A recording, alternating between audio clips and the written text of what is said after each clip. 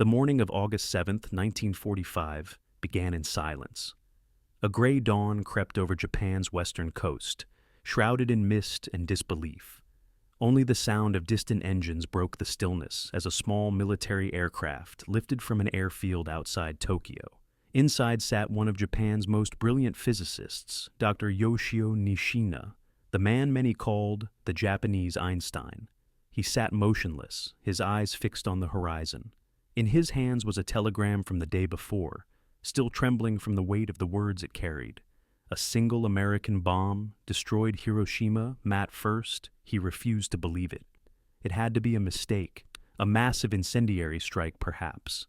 Nothing, not even the most advanced chemical weapons, could erase an entire city. But as the aircraft gained altitude, the pit in his stomach grew heavier. The military had summoned him not to speculate, but to verify. As the plane approached the western mountains, the pilot said nothing. No one did. The atmosphere inside was thick with dread. Below them, scattered clouds parted. And there, on the distant plain, where a city once lived, a black scar spread to the horizon. Even from 10,000 feet, the devastation was unrecognizable. Smoke still drifted like ghosts over the ruins. The river glistened with a strange metallic hue. Entire districts had vanished, as though carved away by a god's hand. One officer broke the silence. "So, this is what a single bomb can do?" Nishina didn't answer. He only whispered to himself, "If it is true, then we have lost everything." The aircraft circled the ruins once, twice. Each turn revealed a new layer of horror. Buildings reduced to shadows, streets erased, bridges twisted into skeletons. The physicist took out his notebook and scribbled a single phrase, too great for any chemical reaction. In that moment, he knew. This was no conventional explosion. This was the release of atomic power, a power Japan had dreamed of controlling but never could. When the aircraft touched down near the edge of the ruined city, the heat still radiated through the ground. The air smelled of metal, ash, and something else, something that clung to the skin and refused to leave. Radiation, though no one yet had a word for it. Dr. Nishina stepped into the wasteland of Hiroshima, and the world as he understood it ended. The moment Nishina stepped off the aircraft, a dry wind swept over the landing field, carrying a bitter scent he couldn't identify. The residue of vaporized metal, scorched earth, and human ash. The ground was hot beneath his boots, even after an entire day had passed since the explosion. Hiroshima was gone. Not damaged, not bombed, gone. Where a city of 250,000 people once lived, there was now a vast plain of silence. The soldiers accompanying him hesitated to move forward. Some covered their mouths with cloth. Others crossed themselves quietly, whispering prayers. But Nishina pressed on. As a scientist, he had to see it with his own eyes. They walked through what used to be a neighborhood. Now, a blackened wasteland of rubble and glass. Concrete foundations were all that remained of entire streets. Every wooden structure had vanished, burned into dust. He stopped beside a wall and noticed something that made his blood run cold. The outline of a human body burned into the surface. A perfect silhouette of someone who had once stood there when the light came. He stared at it for a long time. There were no words for what he felt. Not even in the precise language of science could he explain it. Farther in, the team found survivors. Or what was left of them.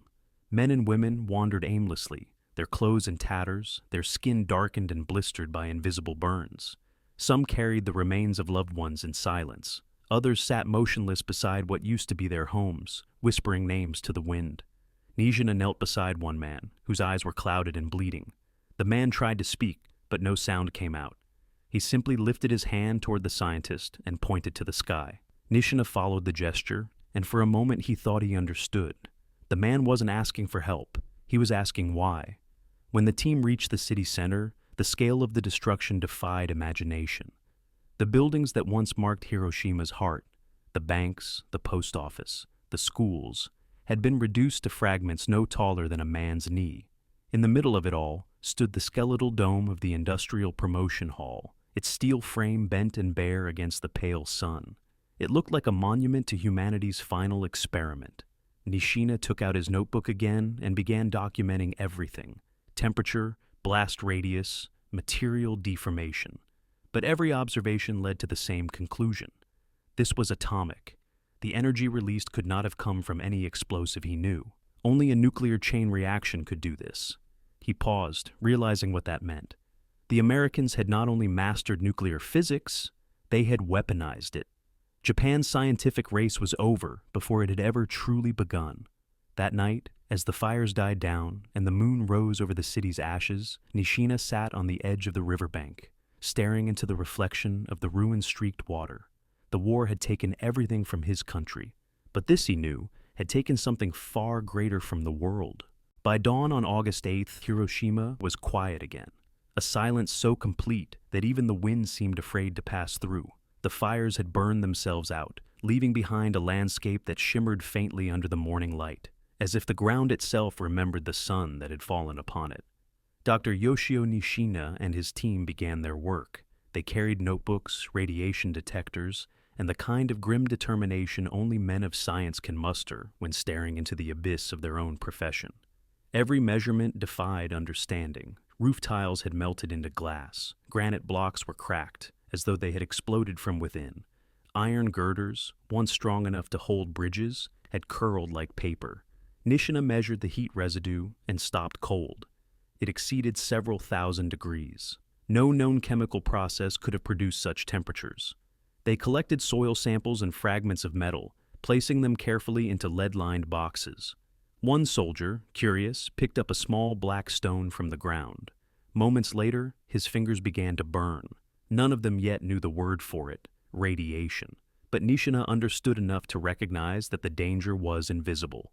At a small laboratory improvised inside a surviving school building, Nishina performed his first analysis.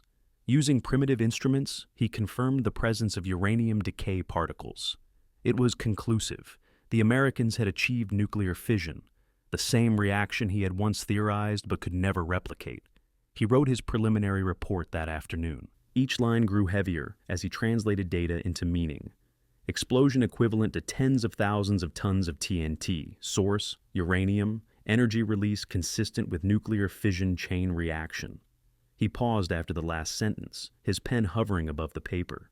There was no technical term for what he was truly describing. The first weapon capable of ending civilizations. Nishina's aides asked if they should deliver the report to the Imperial General Headquarters. He nodded slowly, his voice hollow. Yes, tell them. The Americans have harnessed the power of the universe. That evening, the team made their way back to the airfield. The sky glowed faintly red over Hiroshima's remains. Nishina turned one last time toward the city. Even now, he could not fully grasp what he had witnessed. All his life, he had believed science was humanity's path to progress, a light that would lead civilization forward. But now, staring at the ruins of Hiroshima, he realized the truth. The light had been turned into fire. As their plane lifted off for Tokyo, the city disappeared beneath the clouds, leaving only the distant reflection of that burned horizon. Nishina closed his notebook. The numbers were exact, the logic sound, and yet, nothing about this discovery felt like knowledge. It felt like guilt. Tokyo, August 9th, 1945.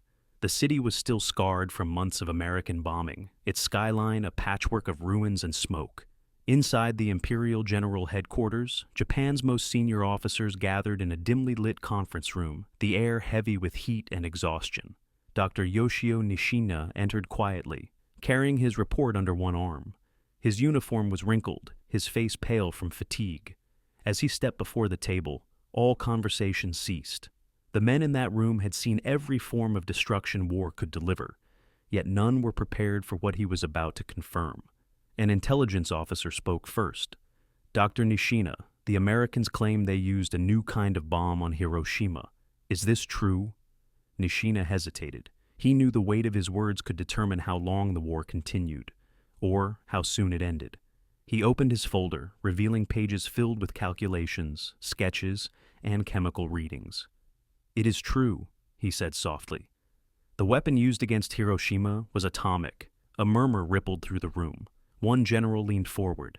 You mean uranium, the fission theory? Yes, Nishina replied.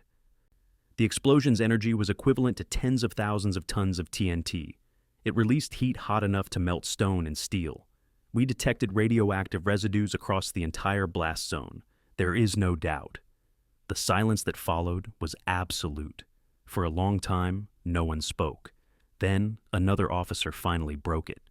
Can Japan build such a weapon? Nishina looked down at his hands before answering. Not in this war, not with our current resources. It would take vast facilities, entire cities devoted to refining uranium. The Americans have already done this. We cannot.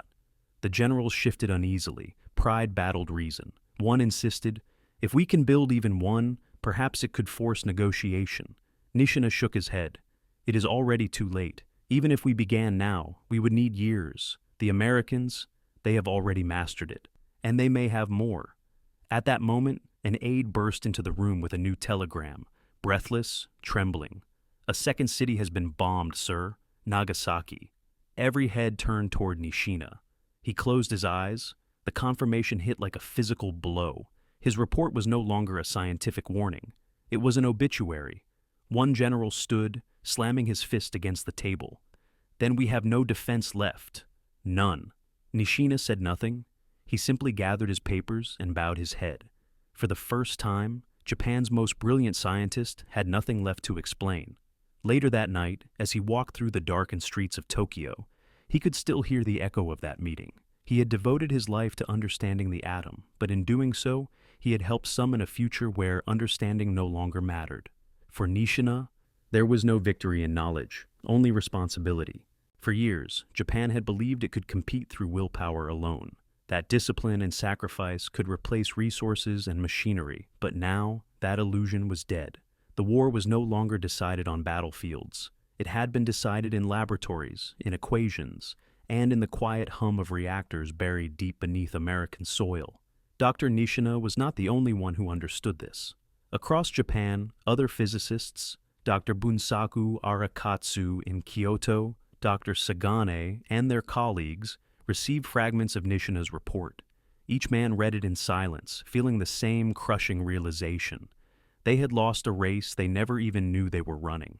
Japan's nuclear research, once called the NIGO and EFCO projects, had been underfunded, disorganized, and starved of resources. They had worked with tiny amounts of uranium, with glassware instead of reactors, and with fear of air raids instead of freedom to experiment.